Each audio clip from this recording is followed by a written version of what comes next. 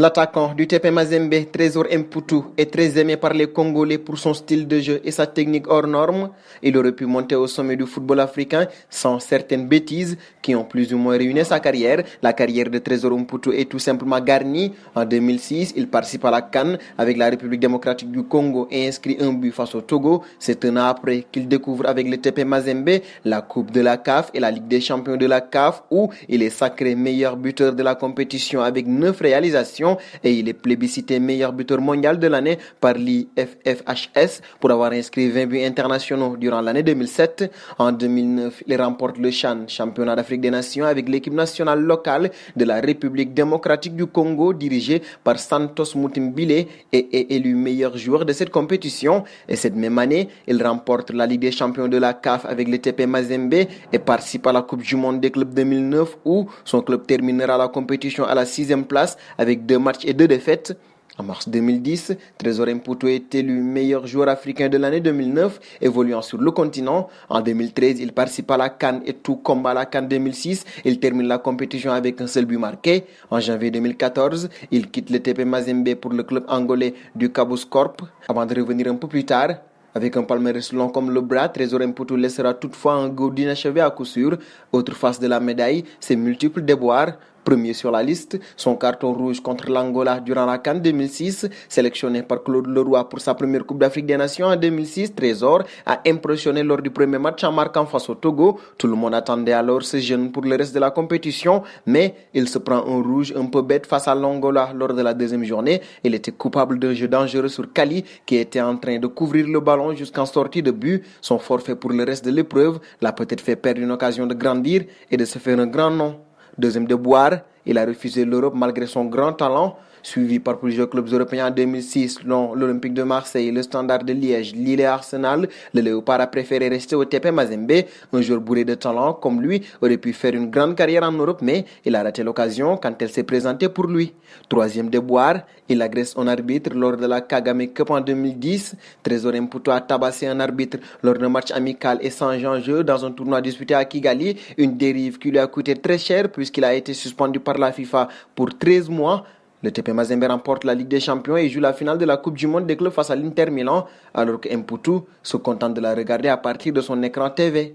Quatrième déboire, son transfert à Kapurskop en 2014, alors que l'Europe le voulait à nouveau. Il fait un choix assez étonnant en quittant les corbeaux du TP Mazembe pour l'Angola. Le joueur a privilégié l'argent au détriment de sa carrière, un choix qui s'est avéré mauvais puisqu'il n'a pas été payé et a quitté avant la fin de son contrat. Il a alors été éloigné 2 ans des terrains suite à une affaire qui a traîné dans les coulisses de la FIFA. Cinquième et dernier déboire, une annonce de fin de carrière internationale en 2015. Quelques jours après la CAN 2015, Trésor a annoncé la fin de sa carrière internationale à Top Congo FM. Pour le moment, je me consacre entièrement au club.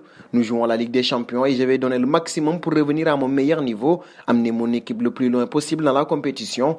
Je mets donc une parenthèse à l'équipe nationale. La priorité, c'est Cabos Corp.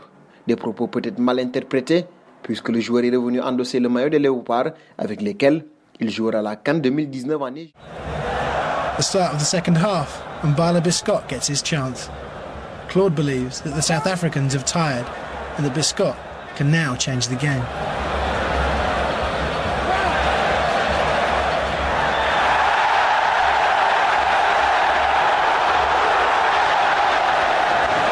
Every time Biscott gets the ball, 120,000 people stand up and gawk and gasp.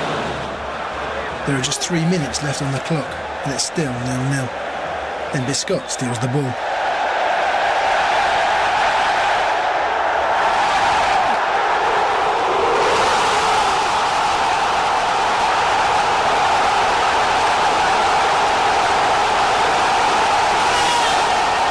The goal scorer is Musasa, who arrived just before kick-off.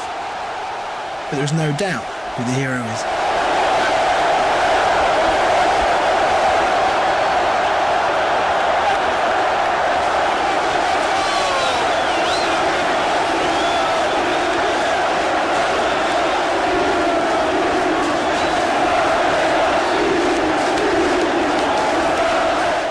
On the biggest stage of his life so far, Biscott has delivered.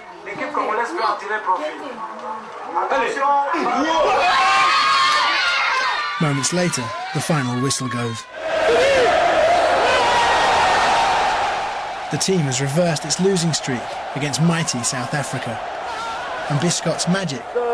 Martyr. Alors il y a un changement avec la sortie de Mbayo Kibemba. On fait rentrer Roum, Matsumona Roum, ça se comprend.